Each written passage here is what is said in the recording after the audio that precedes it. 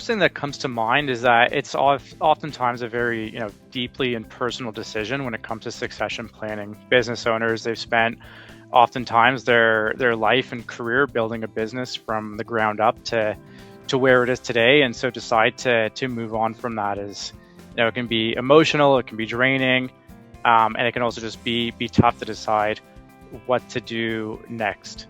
Along those veins, when deciding on what to do with the business next, it's important for the legacy. They have deep personal relationship with the employees oftentimes, the culture of the business is important. And so just ensuring there's that continuity and legacy of, what a founder or business owner has built from day one to where it is today, stays with whoever the new owner, whether that's a family member or kind of another buyer coming in to acquire it.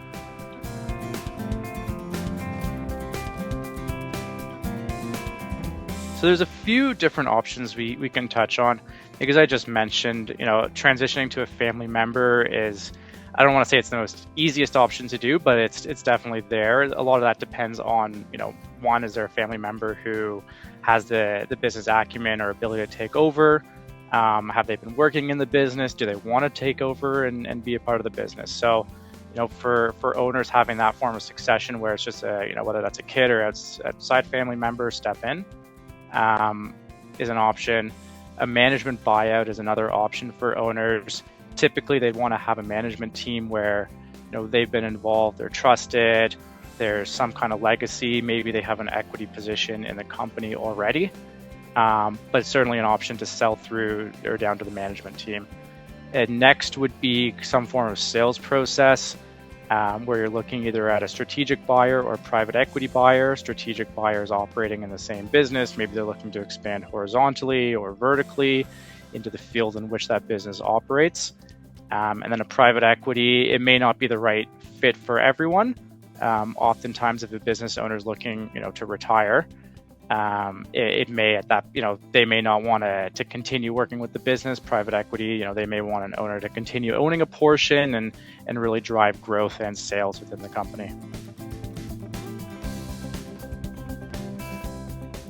Yeah, the easy answer to that one is, as soon as they start the business or acquire the business or get involved in the business. But, typically you'd want to be, start considering what succession or what your exit looks like as early as possible, whether that's 5 years in advance, 10 years in advance. If you're running a sales process, that process, can often take 12, 15, 18 months long. So the earlier, the better.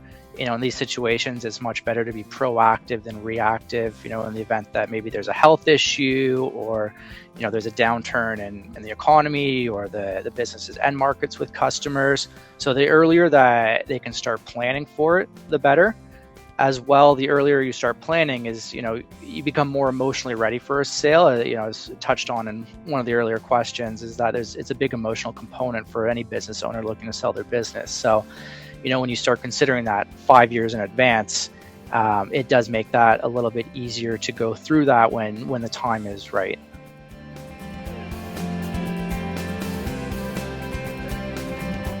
So the first pitfall is obviously owner dependence, or how involved they are in the business. Are they still running the day-to-day operations? Are they heavily involved in the strategy? Or do they hold key vendor relationships?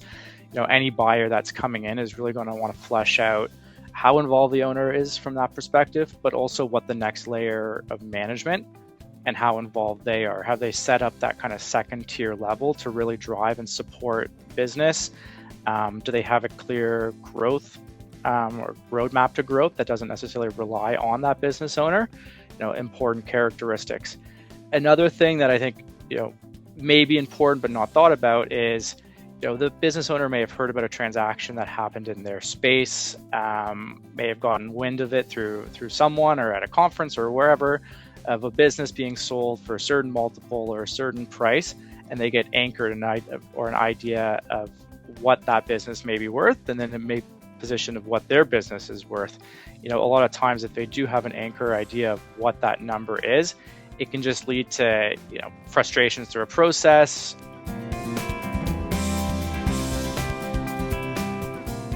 Yeah, I think this goes back to the earlier question as well of being prepared.